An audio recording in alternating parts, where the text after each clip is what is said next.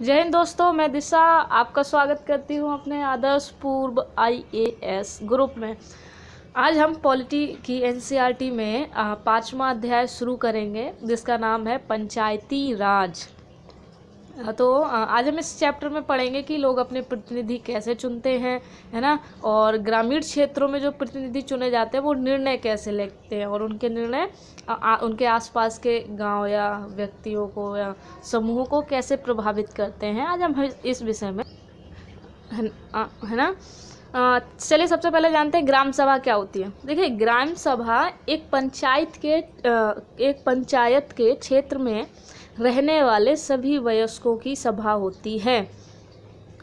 हो सकता है आपकी ग्राम सभा में क्या कहते हैं एक या एक से अधिक गांव आते हों। और याद रखिए, कोई भी व्यक्ति जिसकी उम्र 18 वर्ष है या उससे अधिक है वो वोट देने का अधिकार उसको प्राप्त होता है। और साथ ही साथ बशर्ते उसका नाम गांव की मतदाता सूची में हो और वह ग्राम सभा का सदस्य भी होता है। हाँ, तो हमने ग्राम पंचायत समझा, ग्राम सभा क्या होती है। ठीक है, अब हम बात करते हैं ग्राम पंचायत। देखिए, एक ग्राम पंचायत कई वार्डों में बटी होती है। वार्ड मतलब छोटे छोटे क्षेत्र, है ना, और प्रत्येक वार्ड अपना एक प्रतिनिधि चुनता है जो वार्ड पंचायत के नाम से जाना जाता है। ठीक है, इसके साथ क्या होता है, पंचायत क्षेत्र के लोग मिलकर सरपंच को चुनते हैं। मतलब जो भी पंचायत क्षेत्र के लोग होते हैं वो सब मिलकर सरपंच को चुनते हैं जो पंचायत का मुखिया होता है। वार्ड पंच और सरपंच मिलकर ग्राम पंचायत का गठन 5 साल के लिए करते हैं। कौन कौन? वार्ड पंच और सरपंच मिलकर ग्राम पंचायत का गठन 5 वर्ष के लिए करते हैं। देखिए, ग्राम पंचायत का एक सचिव होता है जो ग्राम सभा का भी सचिव होता है। सचिव का चुनाव नहीं होता है, उसको सरकार द्वारा नियुक्त किया जाता है। अब सचिव का काम क्या होता है, जैसे मान ली ग्राम सभा या ग्राम पंचायत की बैठक बुलाना हो और उन बैठकों में क्या चर्चा हुई हो, क्या निर्णय लिए गए हों, है ना, उनका रिकॉर्ड रखना ये सरकार द्वारा जो नियुक्त होता है, चुना जाता है सचिव, उसका ये काम होता है। अब देखिए, जैसे ग्राम पंचायत पूरे गांव में हित के लिए, मतलब पूरे जो ग्राम पंचायत होते हैं वो पूरे गांव के हित में एकदम बिना किसी मतलब धांधली के या बोल दें निष्पक्ष रूप से कार्य कर सके, इसमें ग्राम सभा की महत्वपूर्ण भूमिका होती है। होता क्या है, ग्राम सभा की जो बैठक होती है उसमें ग्राम पंचायत अपनी योजनाएं लोगों के सामने रखती है। ग्राम सभा पंचायत को मनमाने ढंग से काम करने से रोक सकती है, साथ ही पैसों का दुरुपयोग एवं कोई गलत काम ना हो इसकी निगरानी भी करती है। इस तरह से जो ग्राम सभा चुने गए प्रतिनिधियों पर नज़र रखने और लोगों के प्रति उन्हें जिम्मेदार एवं जवाबदेह बनाने में बहुत बड़ी भूमिका निभाती है ग्राम सभा। ठीक है, ग्राम पंचायत जो होता है, ग्राम पंचायत की नियमित रूप से बैठक होती है। उसका मुख्य काम उसके क्षेत्र में आने वाले गांव में विकास कार्यक्रम लागू करवाना होता है। ग्राम पंचायत के अंतर्गत जितने भी गांव आते हैं तो वो उन गांव की तरक्की के लिए, उनके विकास के लिए बहुत महत्वपूर्ण भूमिका निभाती है। और ग्राम पंचायत अपने मनमाने ढंग से काम ना करे, मतलब गलत काम ना करे, इसलिए ग्राम सभा इस पर एक निगरानी टाइप की रखती है।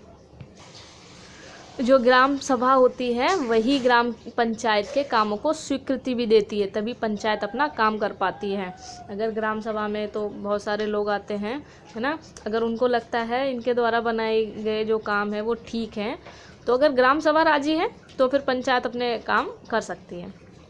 अब हम देख लें ग्राम पंचायत के क्या काम होते हैं या क्या हो सकते हैं। देखिए, सड़कें बनानी हो, नालियाँ बनानी हो, स्कूल भवन, पानी के स्रोत, जो भी काम गांव के विकास के लिए हो, वो सारे काम या काम करने का जिम्मेदारी जो होती है वो ग्राम पंचायत की होती है ना।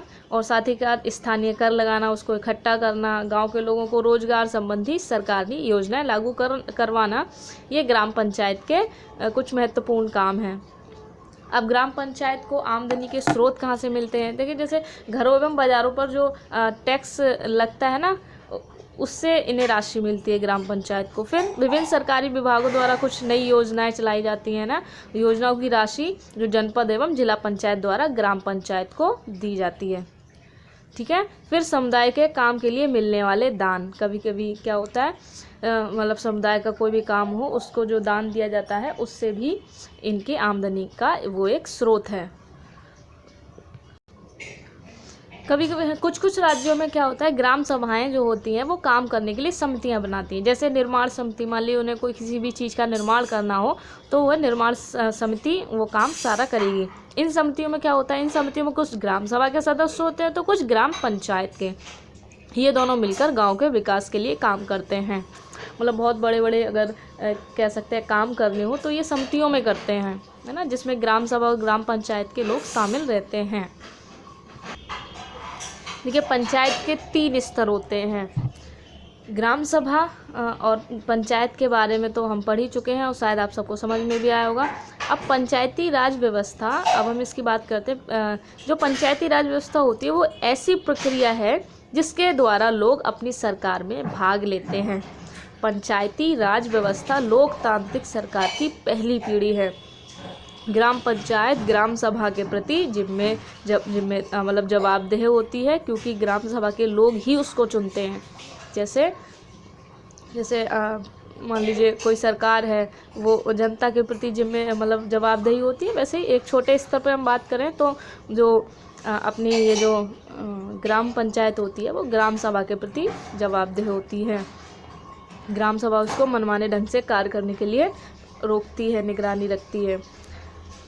देखिए, पंचायती राज व्यवस्था में लोगों की भागीदारी 2 स्तरों पर होती है। 2 स्तरों पर होती है ना, लोगों की भागीदारी 2 स्तरों पर होती है पंचायती राज व्यवस्था में, है ना। तो ग्राम पंचायत के बाद जो दूसरा स्तर आता है वो होता है विकास खंड होता है, जिसे हम जनपद पंचायत या पंचायत समिति कहते हैं।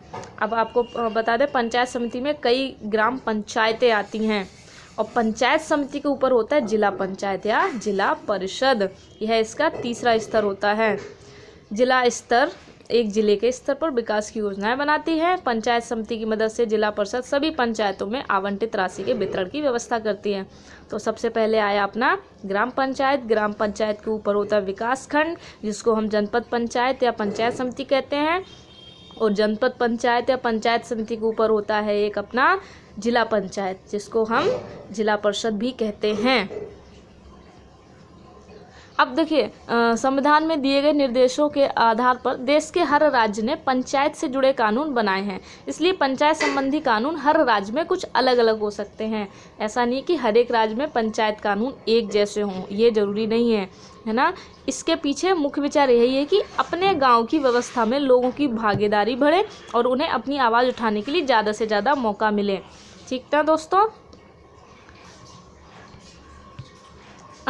ये हमारा चैप्टर जो था 5th वो ख़त्म हो चुका है। अब हम इसके अभ्यास पर आते हैं दोस्तों। तो हमारा पहला जो क्वेश्चन है वो है, ग्राम सभा का क्या महत्व होता है? आपको लगता है कि सभी लोगों को ग्राम सभा की बैठक में भाग लेना चाहिए? अगर आपको लगता है कि लेना चाहिए तो क्यों लेना चाहिए? अपने 150 या 200 शब्दों में लिखने का प्रयास करें। हमारा दूसरा क्वेश्चन है, ग्राम सभा और ग्राम पंचायत के बीच क्या फ़र्क है? आप इसको भी लिखने की कोशिश करें। जैसा कि मैंने दोस्तों आपको बताया कि ज़्यादा से ज़्यादा लिखने का प्रयास करें, है ना। तो दोस्तों, आपको हमारा वीडियो कैसा लगा? आप हमारे चैनल को सब्सक्राइब ज़रूर कर लें ताकि आपको हमारे वीडियो समय पर मिलते रहें। जय हिंद।